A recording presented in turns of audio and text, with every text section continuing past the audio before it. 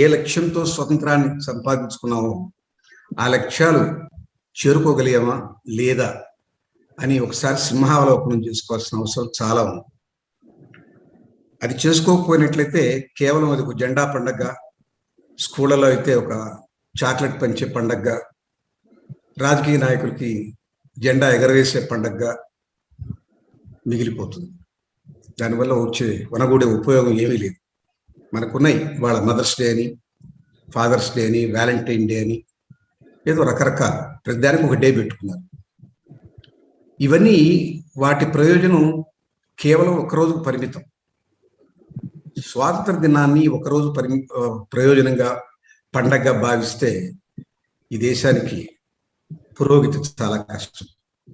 ఒకసారి సింహావలోకనం చేసుకుంటే ఎలాంటి లక్ష్యాలతో మనం స్వతంత్ర భారతం ఏర్పరచుకున్నాం, వాటికి కొన్ని ప్రణాళికలు పెట్టుకున్నాం. పంచవర్ష ప్రణాళిక అన్నాం,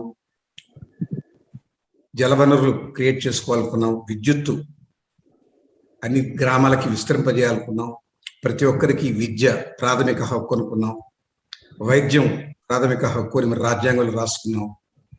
మన రాజ్యాంగం మన లక్ష్యాలకి ఒక సూచిక.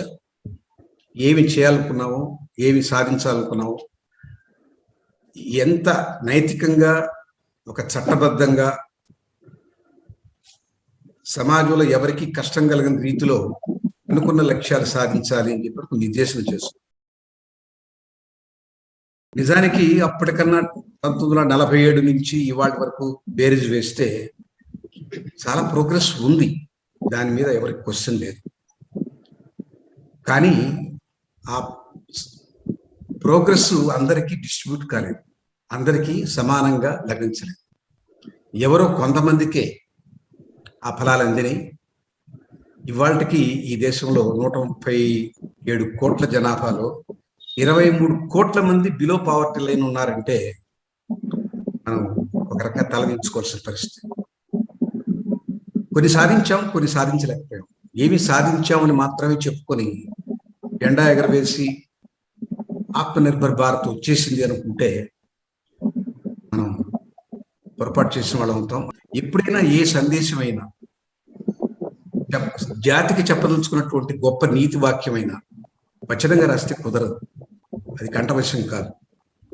దాన్ని కవితాత్మతో కనుక చెప్పగలిగితే, దాన్ని ఎవరన్నా గాయకుడు అద్భుతంగా పాడగలిగితే మనసులో ఇంగిపోతుంది.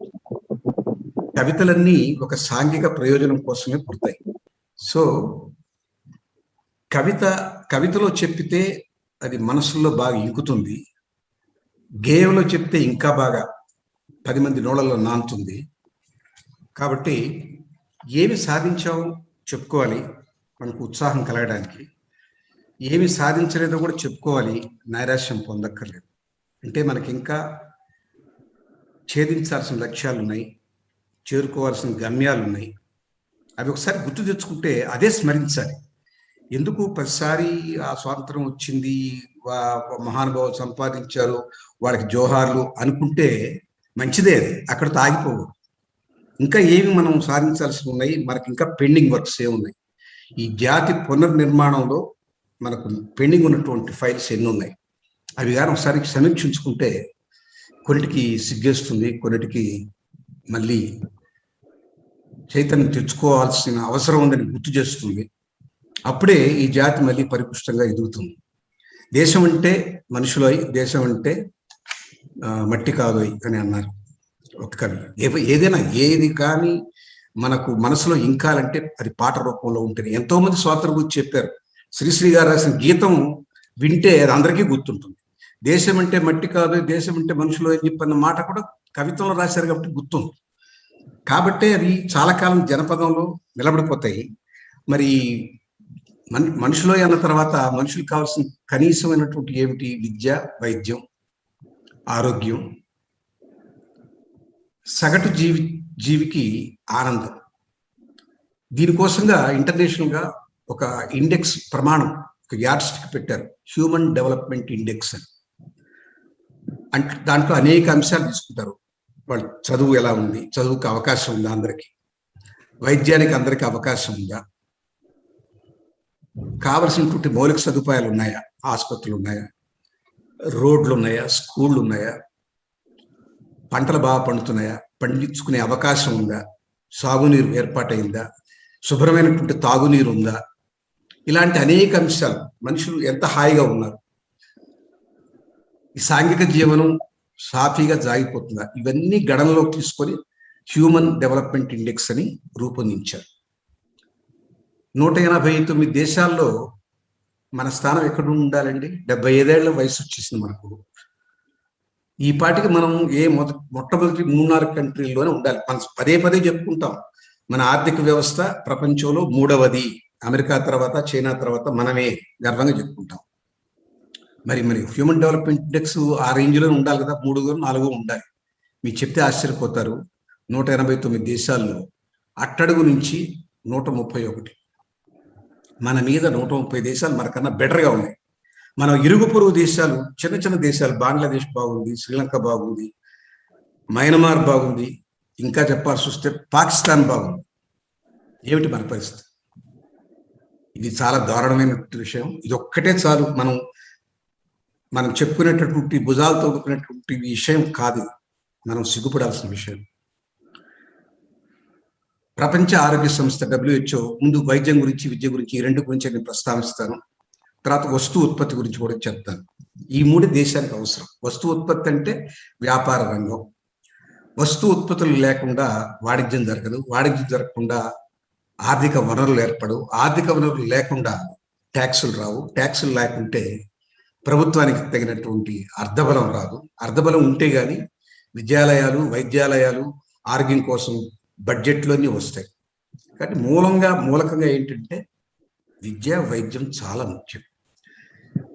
ఈ ప్రపంచ దేశాల్లో WHO వాళ్ళు చెప్పింది ఏంటంటే ప్రతి 1000 మందికి ఒక డాక్టర్ ఉండాలి అన్నారు. మనం ఎక్కడున్నాం? 1700 మందికి ఒక డాక్టర్.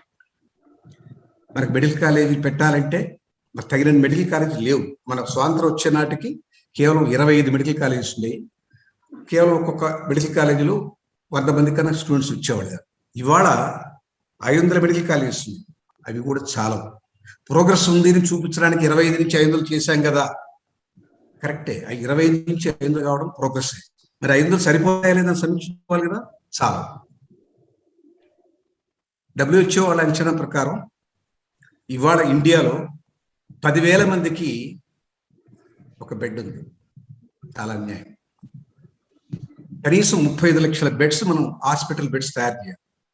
ఎప్పుడు చేస్తాం? 75 ఏళ్ళు అయిపోయింది. ఈ అంచనాలు ప్రతి 5 ఏళ్ల పంచవర్ష ప్రణాళిక ఉన్న రోజులు నెక్స్ట్ 5 ఇయర్ ప్లాన్లో మేము సాధిస్తాం, వాగ్దానాలు చేస్తాం. ఎప్పుడు సాధించాం? ఎందుకు సాధించలేకపోయాం? బడ్జెట్లో కేటాయింపు లేవు.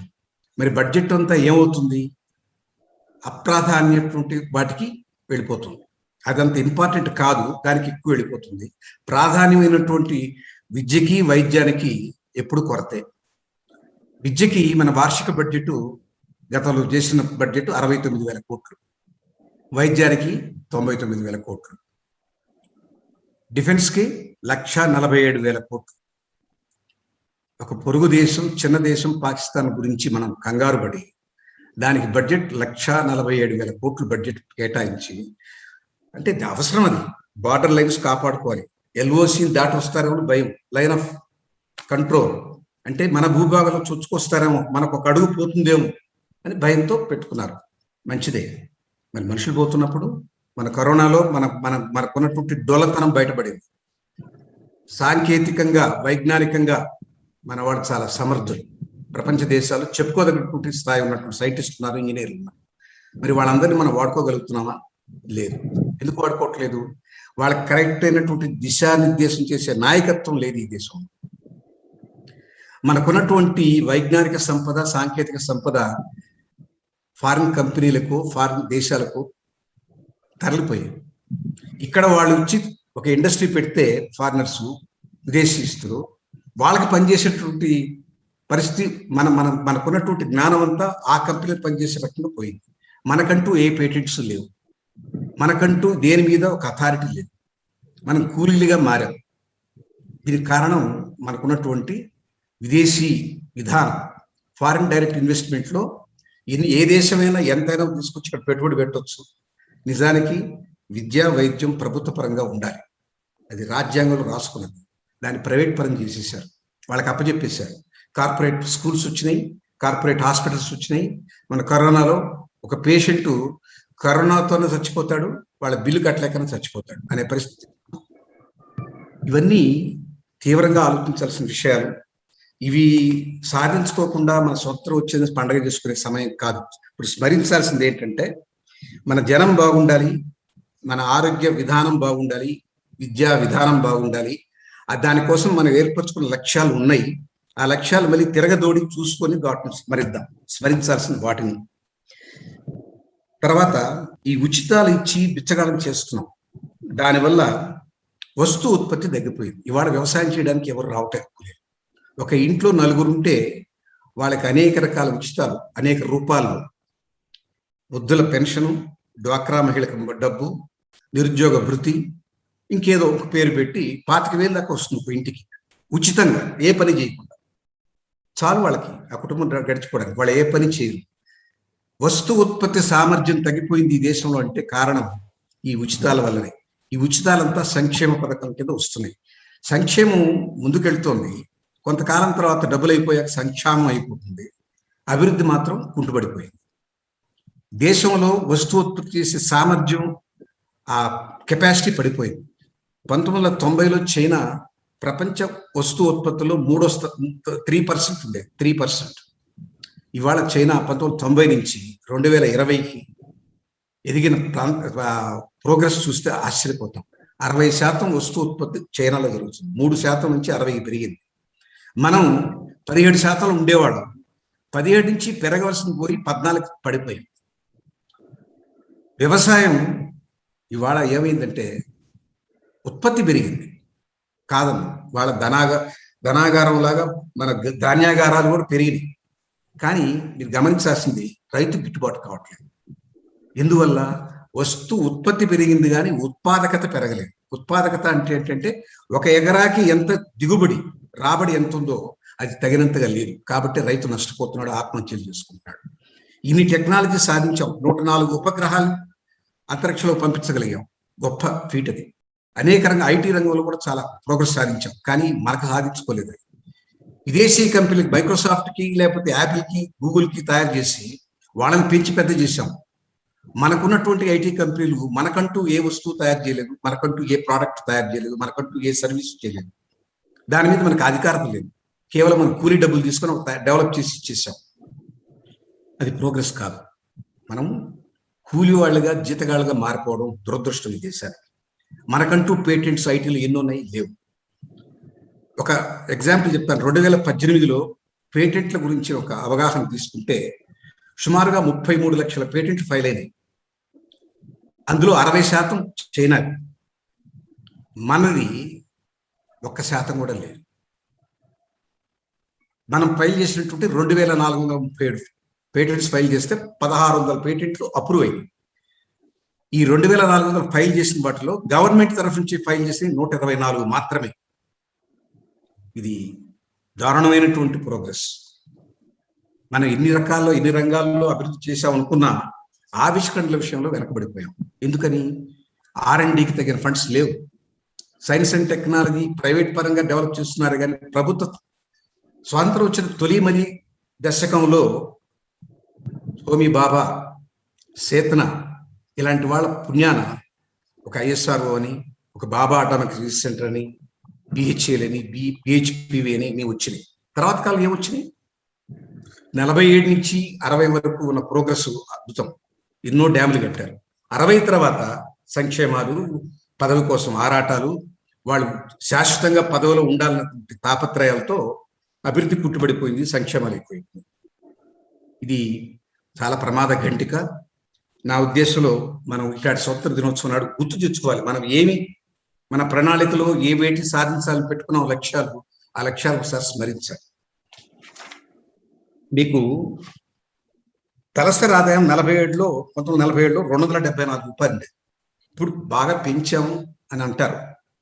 1,45,000 తలసరి ఆదాయం, సంవత్సరక ఆదాయం. గణనీయమైన మార్పు అంటాం, ఇది కరెక్టే. కానీ 1947లో పెట్రోలు ₹10, లీటర్. ఇవాళ ఎంత? 105 రూపాయలు.